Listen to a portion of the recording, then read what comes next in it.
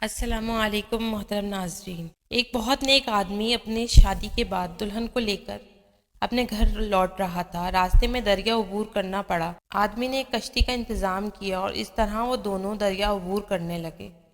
کشتی جب بیچ دریا پہنچی ہی تھی کہ دریا میں طوفان آ گیا، اور بہت زوروں کا طوفان۔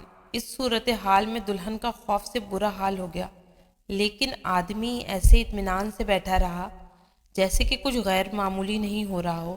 یہ دیکھ کر دلہن کو بہت حیرت ہوئی۔ وہ غصے سے چلا اٹھی، آپ کو نظر نہیں آ رہا طوفان کشتی کو ڈبونے لگا ہے؟ ہماری موت سر پر ہے اور آپ اطمینان سے بیٹھے ہیں؟ یہ سنتے ہی خاوند اپنی تلوار میان سے نکالی اور دلہن کی شہ رگ پر رکھ دی۔ دلہن یہ دیکھ کر ہنس پڑی اور بولی، یہ کیسا مذاق ہے؟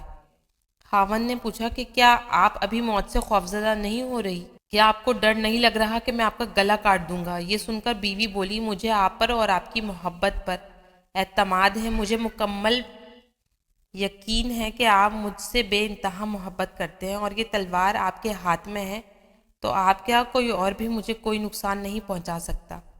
یہ سن کر خاوند بولا، جیسے آپ کو میری محبت پر اعتماد ہے ویسے ہی مجھے اپنے اللہ کی محبت پر یقین ہے، اور یہ طوفان بھی اللہ کے ہاتھ میں ہے۔ وہ چاہے تو اسے روک لے، چاہے تو ہماری کشتی کو ڈبو کر بھی ہمیں بچا لے۔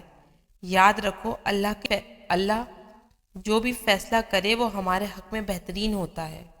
بنی اسرائیل میں ایک شخص تھا جو بہت ہی بڑا نیک، عابد و زاہد تھا۔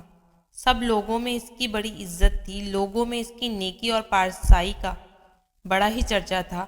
اسی علاقے میں ایک شخص اور تھا، لوگ اسے بہت برا انسان سمجھتے تھے۔ وہ تھا ہی ایسا بد عمل اور بد کردار، کوئی بھی اسے اچھا نہیں سمجھتا تھا۔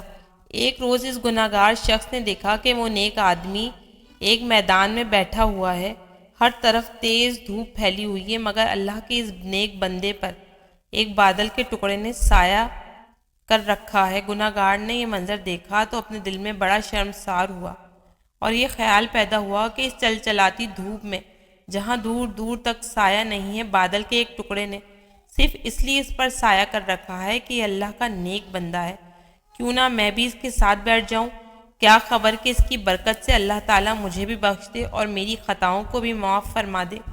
یہ شخص عابد و زاہد کے پاس گیا اور اس کے ساتھ سائے میں بیٹھ گیا۔ اس کے بیٹھتے ہی اس عابد و زاہد شخص کے دل میں ایک خیال آیا کہ یہ اپنے زمانے کا بدترین گناہگار اور پوری قوم میں بدنام شخص ہے۔ اس کے ساتھ تو کوئی بھی اٹھنا بیٹھنا پسند نہیں کرتا، یہ میرے پاس کہاں سے آ کر بیٹھ گیا؟ یہ خیال آتے ہی اس نے اس رسوائے زمانہ کو اپنے پاس سے اٹھا دیا۔ وہ گناہگار شخص اٹھا اور چلا گیا، لیکن بادل کا وہ ٹکڑا بھی اس کے ساتھ روانہ ہو گیا اور اس کے سر پر سایہ فگن ہو گیا۔ اس وقت کے پیغمبر کو وحی آئی کہ ان دونوں سے کہہ دو کہ نئے سرے سے اپنے اپنے اعمال کی ابتدا کریں، کیونکہ اس فاسق و فاجر نے جو کچھ کیا، ہم نے اس کے خلوص اور حسن نیت اور جذبہ شرمساری کے سبب اسے بخش دیا اور اس کی پچھلی ساری خطائیں معاف کر دیں، جبکہ اس عابد کی تمام نیکیاں اور اچھے اعمال اس کے تکبر کی وجہ سے اس سے چھین لیے گئے۔